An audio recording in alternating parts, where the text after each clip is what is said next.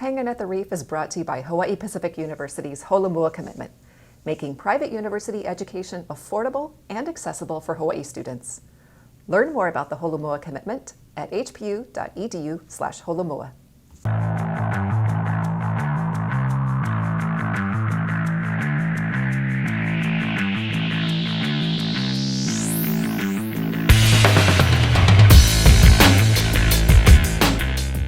Guest today is Dr. Gerard H. Dericks.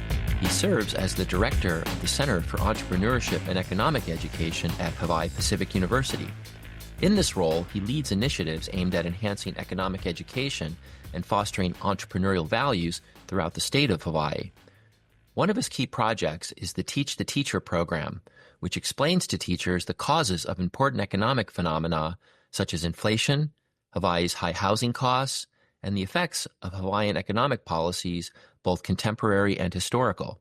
It also provides guidance for educators on all subjects and for all grade levels. Dr. Dericks joined HPU in October of 2021, bringing with him a wealth of experience from his previous academic positions at institutions such as the London School of Economics, University of Bath, and the University of Oxford. His research has been featured in prominent publications, including The Economist and the Financial Times. Additionally, he is the founding director of the World Scholars Academy, an academic summer program based in Hawaii. Please welcome Dr. Gerard Dericks to the podcast. So, Gerard, we are truly living in unprecedented economic times, and I know a lot of economists like to look to the past to predict the future and to look for commonality and repeating patterns and economic trends. It seems really hard to do that today, given the new world that we seem to live in. But I was curious, what's your point of view as an economist, in terms of how a traditional economist looks at the world and tries to interpret it? Are we truly in uncharted territory? Yeah, it is a bit of a brave new world going on right now. I'd certainly agree with that. But we can look to some economic theory and previous research to kind of get our head around what the implications of what we have in front of us right now. In particular, I think you're talking about tariffs. Tariffs, yes, the conversation of the couple months now. Are they on? Are they off? We've got this sort of whiplash thing happening right now that is clearly throwing the markets into turmoil and creating a huge amount of economic uncertainty. We've got looming recession worries. We've got inflation that remains unchecked. It seems like we're in a difficult economic period, and tariffs seem to be driving a lot of that discourse.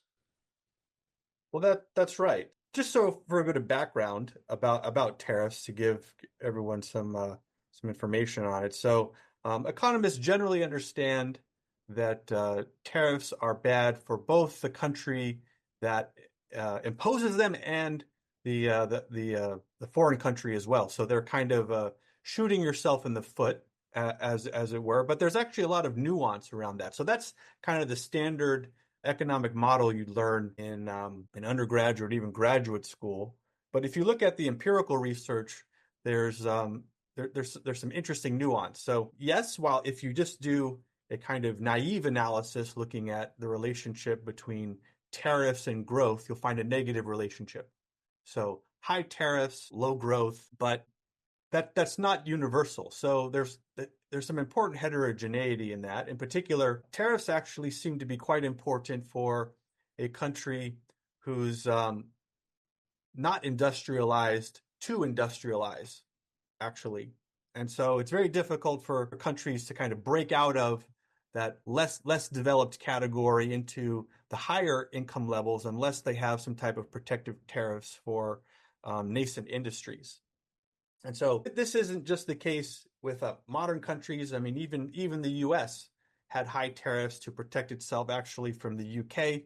when they were the dominant industrial power as we industrialized throughout the 19th century. It was the same with Germany. They had a prominent economist, Friedrich List, who championed these policies that allowed them to develop and challenge the UK. And this is also the case with some of the Asian tigers that have developed in a significant way. So Japan, of course, Taiwan, South Korea, Singapore, these countries also imposed tariffs in order for their high value add industries to be able to get a foothold.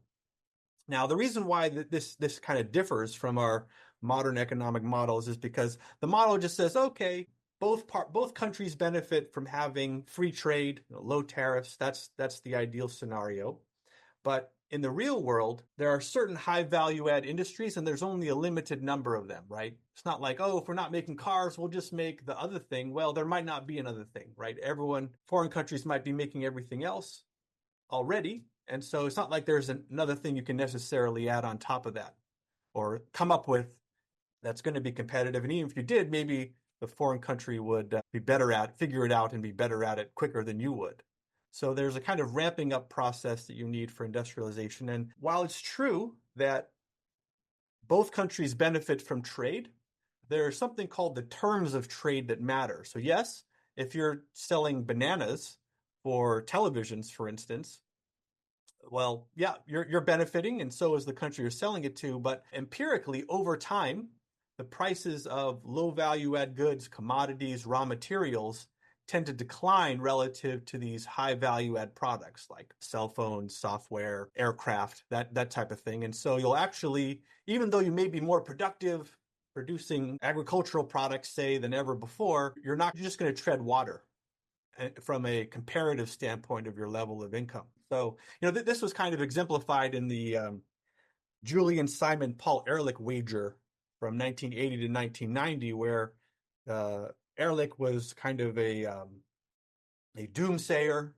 said something to the effect in 1980, like, I think there's a better than even chance that the UK won't exist by the year 2000, and saying that we had all these resource constraints that were going to upend the global economy as we knew it. And Julian Simon said, well, I don't think that that's a realistic assessment of things. Things tend to get better. And I'll bet you 10 grand that we'll agree on 5 commodities. I think they were all metals. And in 10 years, I'll bet you that all of them go down. And bet you 10 grand that all of them go down. And Ehrlich accepted the bet. And lo and behold, in 1990, all the prices of all 5 metals had gone down in real terms. How did that happen, though? But I have to look that up. But he certainly lost the bet. He lost that 10 grand. Simon never cashed the check, but he framed it. What was the driver of that? Because I think most people think of commodities as fixed resources, for example, especially precious metals, and that ultimately over time, the cost of those commodities goes up as the resource becomes more scarce. So either he selected the right commodities that were available in abundance or knew something that most of us don't know. So what was the driver of the decrease in cost of those commodities over time? Clearly, Ehrlich should have chosen gold.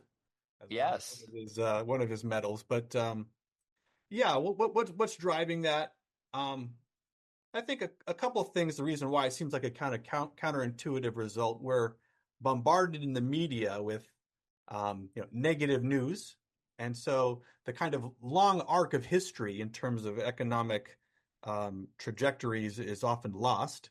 And that is one of actually reducing resource scarcity, cheaper prices, and rising standards of living across the world. We're now, for instance, globally, on average, 10 times richer per person than we were prior to the Industrial Revolution. And if we're talking about a Western nation like the United States, it's like 30x richer than we were prior to the Industrial Revolution. So I think that's part of it. And, if you understand, market systems and prices, well, if a resource becomes less scarce, there's greater incentives to both find more of it, to discover that.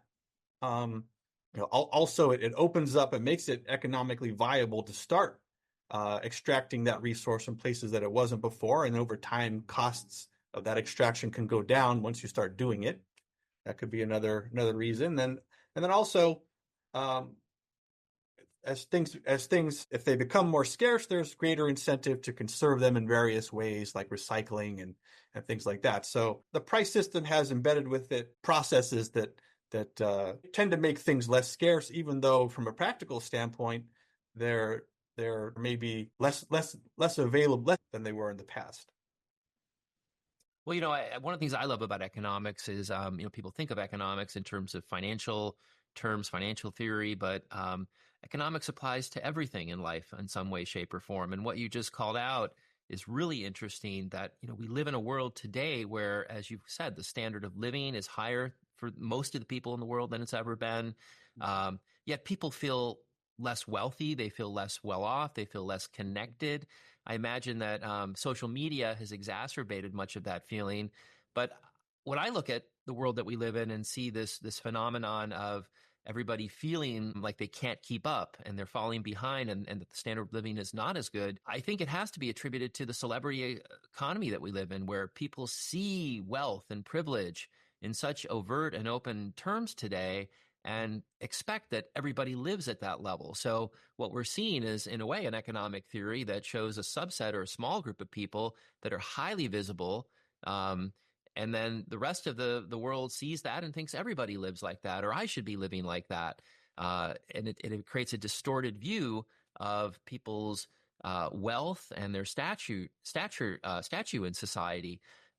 I'm trying to think of we all know the economic theory of conspicuous consumption and the way that people try to demonstrate their wealth through accumulation of physical things, nice car, nice houses that make them appear to be wealthy or perhaps well off. But we've seen in past generations as well that people are living on credit, that they're extended beyond their ability to finance that type of a lifestyle.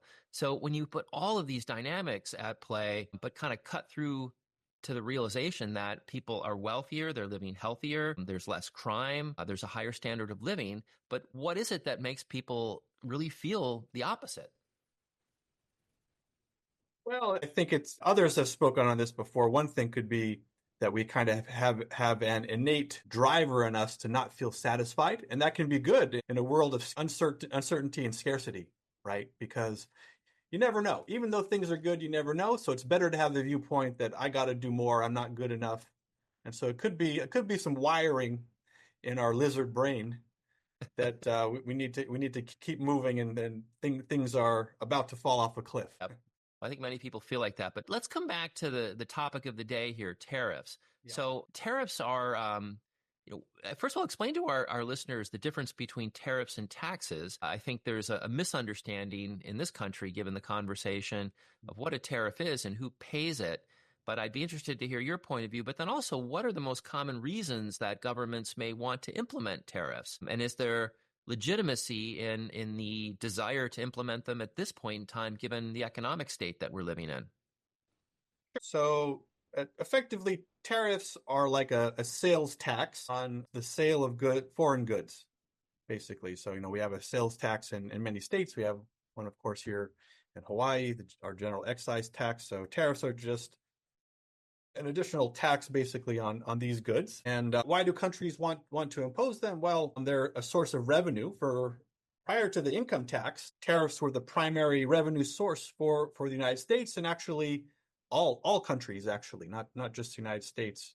Tariffs were the primary revenue source prior to that. And so I think our administration is saying that they want talking about tariffs potentially replacing income taxes. Well, that's never going to happen, because actually tariffs aren't able to collect that much revenue. So we currently import something like 4 trillion, I think it's $4.2 trillion worth of goods from foreign countries. And so even if we impose something like a 15 or 20% tax, which is about what on average current administration is proposing, you're collecting like 600, 800 billion.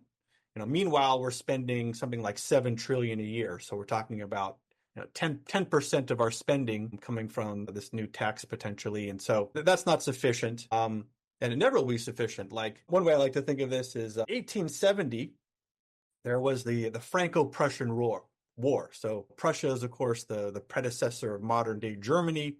And they fought a big war with France. And at the time, their governments were financed by tariffs primarily, and so they could only afford to send 2% of the population, respectively, to fight each other.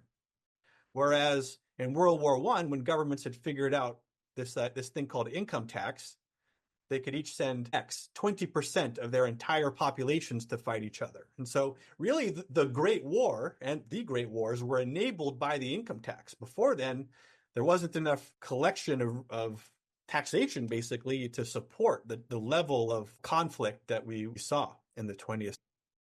Are tariffs, there's been talk of elimination of income tax, as you just mentioned, and moving to a consumption tax. Right. Is a consumption tax the same thing as a tariff, or is a tariff part of a consumption tax? Yeah, I mean, a consumption tax is just a sales tax. It's just another word for that. So a tariff is just a special type of consumption tax that's only applied to goods that come from a foreign source. One thing that's has a lot of, I see, political, I guess I'll just say the word bias with it, is who pays the tax, right? Both sides want to say it's the other side. Well, none of that's realistic. I'm an economist. A good economist will tell you, well, actually, when it comes to any type of tax, well, there's two sides to every transaction, so both sides will pay the tax. And it depends on some technical things to what extent both sides will pay the tax, but both will pay. Both are being injured. So the U.S. is injuring itself. The consumers are going to be worse off. They're going to be paying part of this tariff, as will the foreign nations. They're going to be paying, well, producers in the foreign nations, they're going to be paying part of this tax too. So it's both, regardless of what you hear. It's going to be both. And it would be a very technical argument that would have a lot of margin for error either way you decide, like what breakdown it would be, but it would be both for sure. So if, let's say, there's a tariff applied to imports from Chinese automakers into the United States. Mm-hmm. So the manufacturer in China pays the U.S. government the increased tax, the tariff, so that goes right into the coffers of the government. And then the U.S. consumer pays in the form of higher price for that purchase, which goes back to the manufacturer in China. The winner is the U.S. government, it would seem. The loser is the U.S. consumer and perhaps the manufacturer who sees decreased sales due to higher cost of their product. Is it that simple? Yeah, the Chinese car manufacturer will have lower profits. That they'll have to eat some of that tariff in terms of lower profits, as will the consumer in terms of higher prices. So yeah, that's exactly right.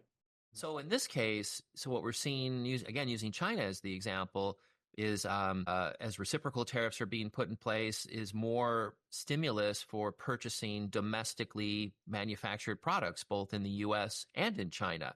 So you see a reduction on purchases of foreign imports. In an economy, a world economy, where a nation like the United States arguably is somewhat self-sufficient and doesn't necessarily have to import many products, some we do, but is that a viable outcome? An alternative to all of this is to just see stimulated purchasing of domestically manufactured products at a lower price point and just a drop-off in purchasing of internationally imported products. Well, it's going to be bad for us economically. Assuming this isn't actually a strategic ploy to reduce the barriers for U.S. exports that currently exist. I mean, it's not like employment is structural employment, meaning that people here can't find jobs at all because we've lost, say, car manufacturing industries or other industries. That's not the case. I mean, we're doing other things, like we're not making garments anymore like we used to, right? We've outsourced that to Bangladesh and Vietnam. We're not doing that because it's not as high value add, and that's a good thing because it frees up labor and resources for workers to do other things. And so that's beneficial. We don't want to be doing those types of things. I mean, in a lot of ways, these tariffs, the tariffs themselves as tariffs, they're horribly implemented. But if these tariffs aren't meant to be tariffs, but actually a negotiating ploy, they're brilliant, and they're the exact thing that I would do. So let me explain. So, your counterparty knows, as you do, is like a developed nation like the United States, to impose tariffs on imported goods, that's going to be economically destructive for you, especially when you're applying it to all things. Actually, you'd only want to apply it to these high value add goods, and you'd want to make the imports of raw materials as cheap as possible. So you wouldn't impose them on those, actually, because you want to be as competitive as possible with selling these high value add goods. You don't want to impose these tariffs on these low value add goods would be a mistake. And we're doing it on everything. Now that's a mistake from an economic standpoint. Well, the other countries know this, but from the standpoint of negotiation, that's a good thing, because when, let's say, China would step into the room, and if the administration had communicated to the public that we're doing this, we're imposing these tariffs in order to lower the barriers for our exports worldwide, well, then China would know we're rational. China would know we care about economic outcomes. That's why we're negotiating. And so they know they'd have leverage if they just hold out. Eventually we'll capitulate. We're in a weaker position. We're more likely to capitulate and just lower our tariffs unilaterally because we know it's hurting us. But if we come at this from the standpoint, if it appears we're coming at this as a standpoint as we're irrational, we're doing things that aren't in our best interest. In principle, we don't like this trade imbalance and we're going to correct it. Well, that puts you in a stronger bargaining position and is exactly what I would do. I would not communicate to the public what I'm doing because that would weaken our negotiating position. So if we look like we're crazy, we can actually get better concessions and more rapid concessions if the true purpose of this is to lower the tariff barriers against us. Yeah, in this case, is that warranted? So the game that we're playing with bringing tariffs into the economic equation, and then having this back and forth of, we're going to apply these tariffs, no, we're not going to. Does that bolster the U.S.'s position to create that kind of worldwide economic strife? And how does it end? Is the admission perhaps of, okay, we're not going to be moving forward with these tariffs, all of a sudden, give the world economy and the stock market a jolt forward? And is that the expectation that we're going to see more financial boom times because the discussion over tariffs has now gone away? Or is this truly to try and create leverage in negotiating with worldwide trading partners? And it seems like we've kind of reached or passed that point since in most cases we've applied some tariffs. I think I heard this morning that they changed that some of the tariffs that have been applied to Chinese goods are in the 150 to 250% range over the base cost. So where does it end? And is there a good outcome for the United States given the game that we're playing? So yeah, we've backtracked on our initial position, and from a negotiating standpoint, that's not good. So we want to seem like we're completely intractable and immune to whatever economic problems we may experience, because in principle we demand concessions to make trade, to make our exports more widely accepted. Like, I lived in Japan for several years, and you don't see American products for sale over there, for instance. So, it's definitely a thing. And over here, we got lots of import of products from these countries that don't import from us. So why is that? I know what I was saying. Yeah. So yeah. So if I were Trump, that would be a mistake to backtrack. But he has backtracked because the economic repercussions were probably bigger than he expected. The markets responded probably more strongly than he expected, and so he backtracked.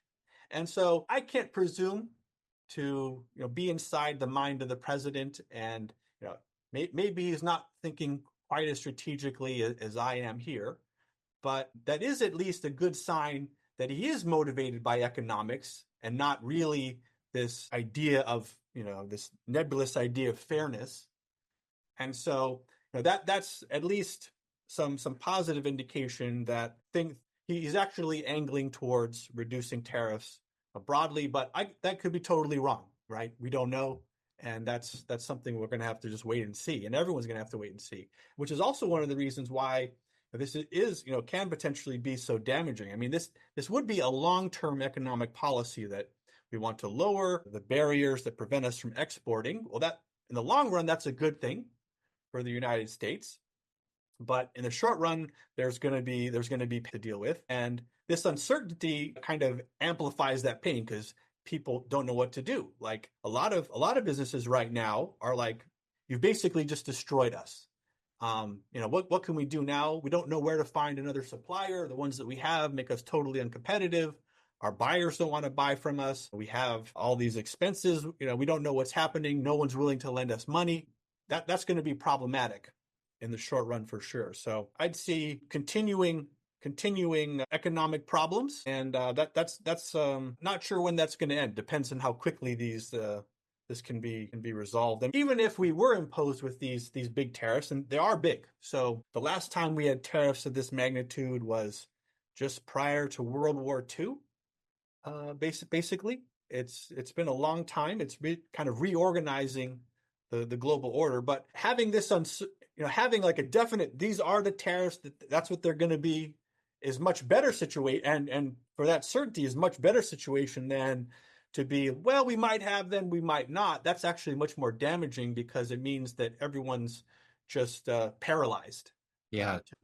Well, it seems like, the drive to put these tariffs in place is hard to understand, really, the driving cause behind it. You mentioned earlier in our conversation that there are times when it makes sense to put tariffs in place and that there are good outcomes, at least for the government that may be applying those tariffs. You mentioned as an example being able to fund something like a war effort and moving to an income tax as opposed to trying to finance that military action with tariffs.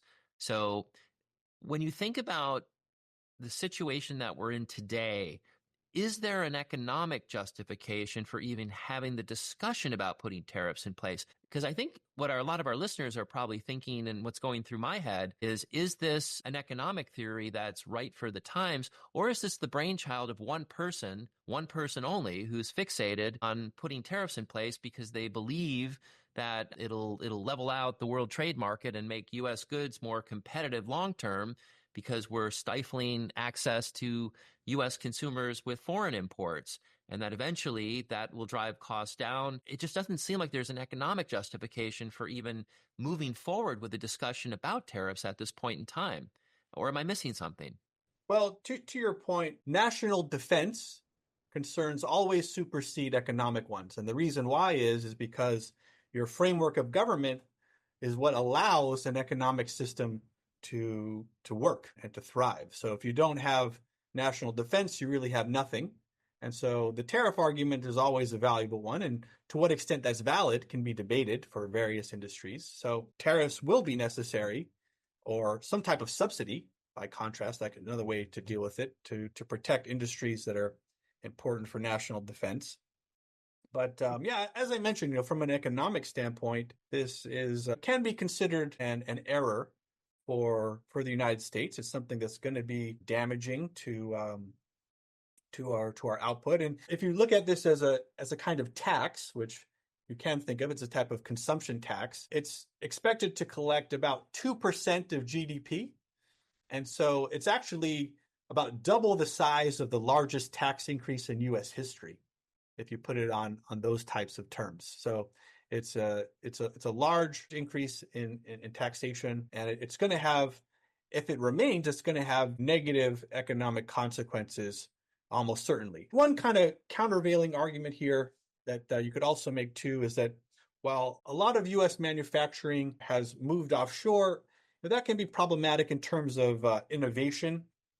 So if you don't have the trained workforce and the kind of continual production going on, you're not going to have the same level of manufacturing innovation that you would otherwise. And so that can be problematic from a competitiveness position in manufacturing. Once it's lost, it's kind of hard to get back. But I think on net, it's quite clear that if these tariffs are not just a negotiation ploy, and there's something that they're going to remain, that they on net would be a big mistake for the U.S. And the countervailing argument everyone talks about, like, oh, it's a trade deficit. Well, a couple of things here. When you say trade deficit, you're actually talking about just the subset of goods. So we have a trade deficit in goods of about 1.4 trillion, but a trade surplus in services of about 400 billion. So it's only about 1 trillion. Okay, so it's $1 trillion every year. In our internal calculus, we think of that as just like a loss. Well, it's not a loss. You have to remember, voluntary exchange is mutually beneficial, and so we're getting a lot for that $1 trillion, and we're giving something too, actually, for it, and those are U.S. assets, and in particular, U.S. dollars and oftentimes securities as well. So securities or land. So it's not like we're getting stuff from the foreigners and we're giving them nothing. Well, we're giving them assets, and that's fine. That's fine, actually. That can continue indefinitely, potentially, and it's not necessarily a big problem either. So it's great if a foreigner wants to pay you a lot for stuff that you have and they want to keep doing it. That can continue indefinitely as long as you're growing faster than the rate that foreigners are buying up your assets. And it also means that, well, we also have the world's reserve currency, and that makes it also so that our assets are very attractive, right? Having assets denominated in our currency, which is held stable because of its world reserve currency status. Countries are trading most often in US dollars with each other. That's very valuable for us because it makes imports very cheap. And it's one reason why the US has become largely an importing nation and exporter of our assets. One of these is US dollars, which is actually very cheap and easy to produce. In fact, the Federal Reserve can make US dollars without cost. And not even the cost of printing paper can the Federal Reserve make US dollars. So that's great. It's great that countries want to collect these dollars that we can create literally out of nothing effectively and get stuff from it. It makes us richer. And that situation, though, it props up the value of the US dollar. It makes it harder for us to export our goods. And one of the reasons why we've become less and less of a manufacturer in the past 50 years or so as exchange rates became flexible after Nixon took us off the gold standard. Yeah. Gold standard in 70. How does that work though, Gerard? So like any resource, the more of it there is available, oftentimes the less expensive it is because of abundance. So if the US Treasury is printing more US dollars and there's no underlying value such as gold to back it up, and we're flooding the market with more and more dollars, how does that not devalue the dollar?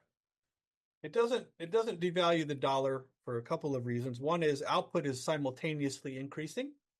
And so actually, I mean, if you look at a time series of the money supply, it goes up about 6% per year on average, and has done, for a very long time. It goes up about 6% per year.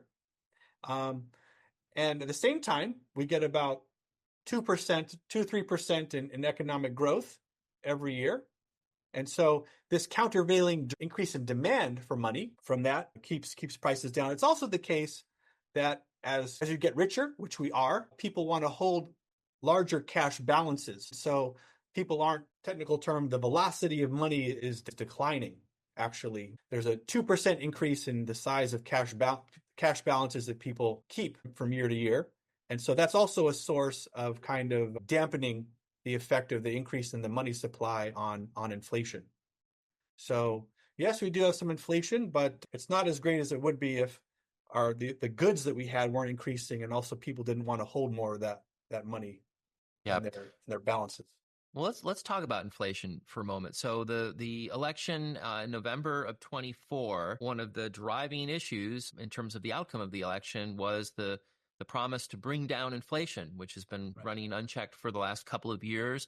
I think many would argue that that's maybe a remaining residual effect from the supply chain backups of COVID, the opportunities for companies to price gouge a little bit, to keep those prices high. So I think many would question what were the drivers of inflation in the first place. But nevertheless, the administration came into office with the promise to reduce inflation, to reduce the cost of goods. Now, we know from this conversation that tariffs increase the cost of goods to the consumer. So those two objectives are at odds. But, can tariffs ultimately bring down the cost of goods after we endure the short-term pain that you mentioned? And how is that? What happens in terms of that promise to bring down inflation and the cost of consumer goods as it relates to the implementation of tariffs? Well, great question. So I gotta impose a bit of a fact check here. Reality is nothing like you've been told in the media about this whole situation. So what caused the big inflation that we saw in 2021, 2022, 2023 was actually during the pandemic years, there was a 25% increase in the money supply in a single year.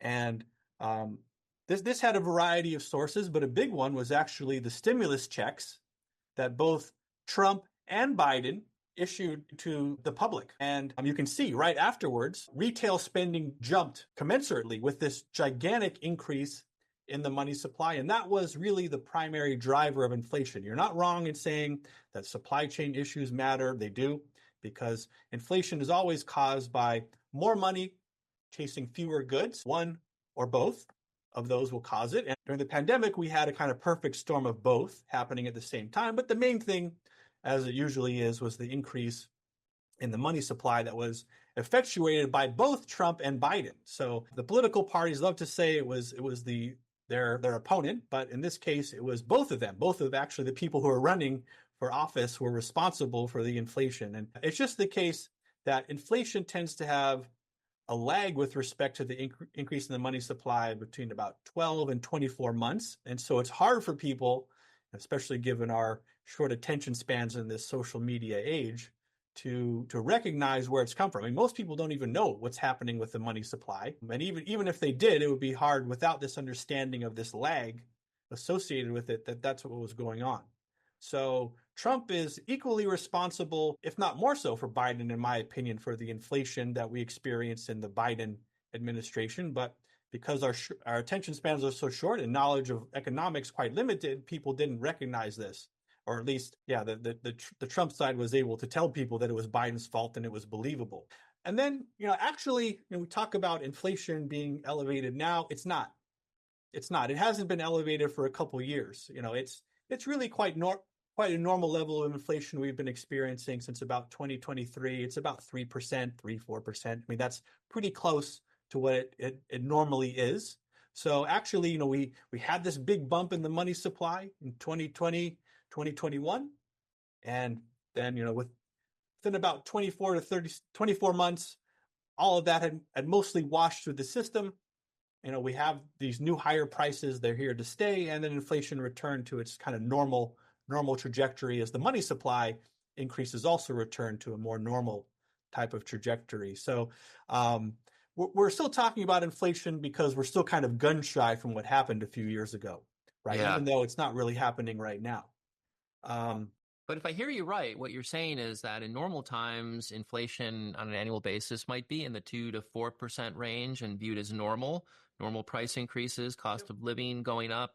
But what's really at work here is the remaining high prices that are at the market that are an outcome of that 20 to 2022 period that was driven by COVID and supply chain and money supply. So prices remain high from that period and have not come down, and we're just seeing normal inflation. They're going to keep going up. That's not, unless we have some collapse of the money supply like in the Great Depression, and that's what caused the Great Depression, or we have some massive technological breakthrough like 3D printing to make goods more available. We'll never see inflation come down. It'll always keep going up as it has since we went off the gold standard in 33. Is that sustainable? I mean, we already live in a world where, even though, as we said earlier in the discussion, the standard of living is higher than it's ever been, and more people, certainly in the United States and across the world, are living with a higher level of affluence, maybe not to the standard of the U.S. consumer. But, at what point does the stratification of our society, driven by those that have and those that don't have in terms of financial access, create such a divide that we see class warfare become sort of the driving, economic and political turmoil throughout the world? Well, that's a great point. Actually, inflation is a huge driver of inequality. So bigger inflation is always worse for inequality. So what happens is the way inflation, and it's really always feeding through increases in the money supply. The way it feeds through first is a rise in the price of consumer goods, which those of us on fixed incomes are immediately injured by that. Prices don't rise simultaneously and equiproportionately and instantaneously everywhere. What happens is first, consumer prices rise, and only later will wages rise. And so there's a impoverishment of people whose wealth is not asset heavy. We become more impoverished, and we felt that. We all did in that period. And those that have most of their their wealth in assets, actually they become better off, right? Because they're getting paid more for the goods, the assets that they own right away, and asset prices rise with the price of everything else. And that happens relatively quickly for us. I don't know about you, but my wages haven't increased to the level that would bring them in line with what they were in real terms prior to that inflation in 2020, 2021. So yeah, that's a real thing. You don't want to have inflation because it does it's a regressive sort of income tax, basically. The poor pay it more, the rich, less. And that's not Yeah. a good thing. And even evade it when possible. When you look at import-dependent regions like here in Hawaii, for example, or other isolated markets like the UK, what are the risks to smaller import-dependent countries and regions? And are smaller economies more vulnerable to these sorts of trade shocks? Well, that's a great point. So the empirical literature on this also shows, and we said that less developing nations benefit from tariffs in relation to helping them to industrialize. It's also the case, though, that smaller countries are more hurt by tariffs than bigger countries. So a country like the US, a country like China, we're in a much better position to deal with high world tariffs because we can make so much internally. Whereas a smaller country that's more specialized, they're going to have a much harder time with the trade war because, of course, most of the things that they're producing, most of the things they're consuming, they're not also producing. So they have to bear more of that cost than someplace like the U.S., like a large trading bloc like the EU. So yeah, they'll definitely be more affected. So well, that's a good thing for the U.S. Will be less affected, relatively speaking. So that gives us a bit of a stronger negotiating position from some other countries, like say Japan, Vietnam, that type of thing. Yep.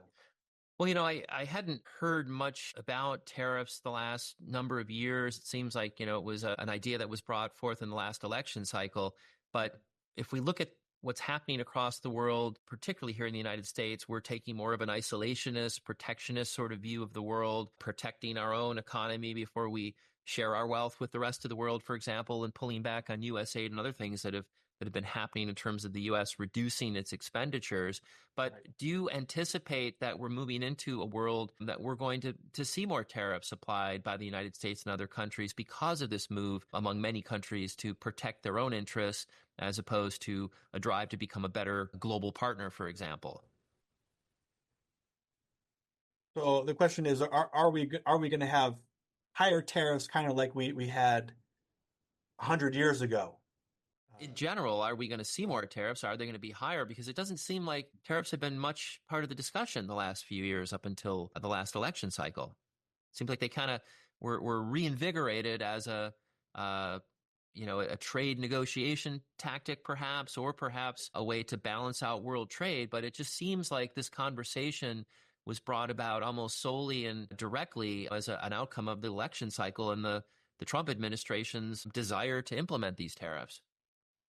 It is. So yeah, it's definitely brought this back to the forefront of our minds and also kind of economist awareness. I mean, tariffs had only taxing something like 2% of all imports were being on a monetary basis taxed as a tariff, and now it's going to jump up to something like 20. So it's a kind of 10x increase.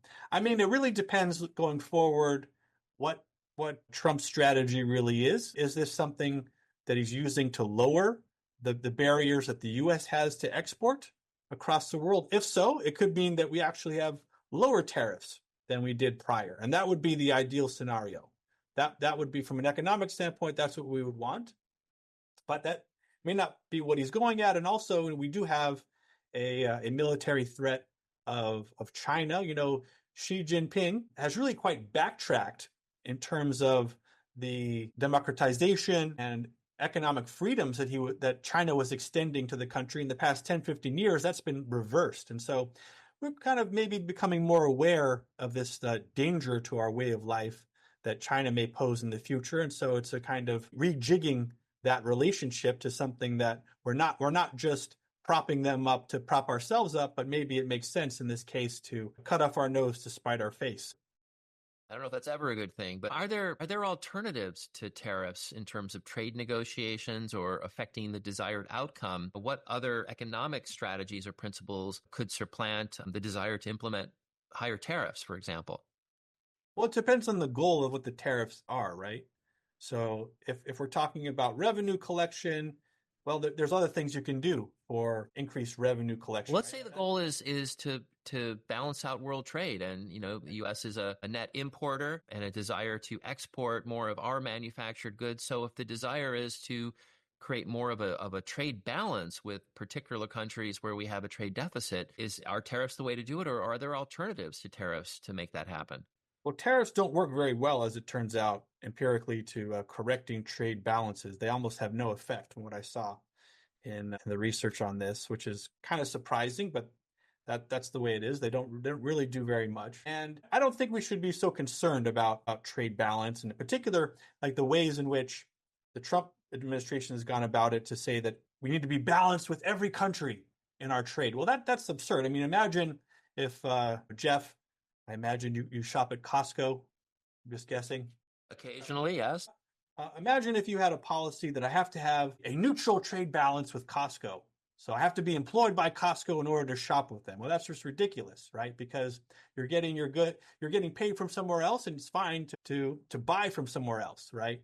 So, that's not an appropriate policy for exchange. It's not an appropriate policy for trade. We're selling assets for their goods, and that's fine.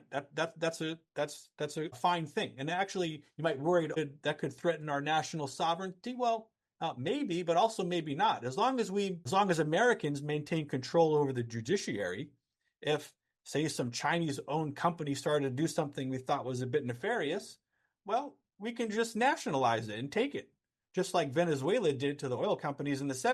That's not such an issue, I think. It's fine to sell foreigners' assets as long as you control the state, right? Yeah. Well, Gerard, this has been a fascinating conversation, but I have two questions for you before we depart. So my first question is, it's more of an opportunity for you, but if you could state one thing that you want our listeners to take away from this conversation, what would that be? And then, specific to tariffs, if there's one myth about tariffs you'd like to debunk, and you've mentioned a couple already, but maybe the most important myth to debunk about tariffs, what would that be? Sure. Well, one is that we have, as a human species, a pessimistic bias about what's happening in the world. So things tend to get better. We've seen a couple centuries of incredible economic growth under tariffs, much higher than we're seeing right now. So in the long run, I wouldn't be too concerned about it. Yes, it's having an important economic impact right now, but in the long swath of time, it's probably going to not be so significant. So don't worry too much about it, I would say. And then in terms of I think we've touched on a lot of the things that I wanted to say here. But what rises to the top? I mean, a lot of things you've called out, but what's the most important myth to debunk if you wanted listeners to understand the media bias, for example, the political rhetoric? Everybody has a lot of concepts and perspectives being thrown at them, and they're not all legitimate and valid. So when you think about what you've heard in the media, that trade imbalances aren't concerning, really. We have seen tremendous increases in the U.S. standard of living. Our real incomes have increased X in the past 60 years. So that's an incredible triumph. Yes, manufacturing has the percent of the population employed in manufacturing has gone from like 30% to like 10% now. But guess what? Manufacturing output in real terms has increased 3x since the 1970s in 50 years. So we've got a third of the percentage of the population, but actually the same number of people employed in manufacturing as the 1970s, but 3x the output. The U.S. is a great manufacturer, actually. That's not to say that things couldn't be better, but the U.S. manufactures a lot of things, and a trade imbalance is not necessarily a bad thing. It's fine to give away assets for really valuable things. For just printing money and selling that for nice things, That's great. And that's as been said before, it's an exorbitant privilege. That is something that is great to be an American. Let's hope that's true. Well, I'm gonna leave that as the last word. The last word being that a trade imbalance is not always a bad thing. So don't listen to the media bias and the political rhetoric, and be an intellectually curious, economic-focused person yourself, and try and navigate what's legitimate and what's not. Well, Gerard, I want to thank you for your time, and I'm very much looking forward to having you back on the show to talk more about this topic and other economic issues as we try and navigate an ever-increasingly complex global economy. That's great, Jeff. Thanks very much. Look forward to that. Thank you.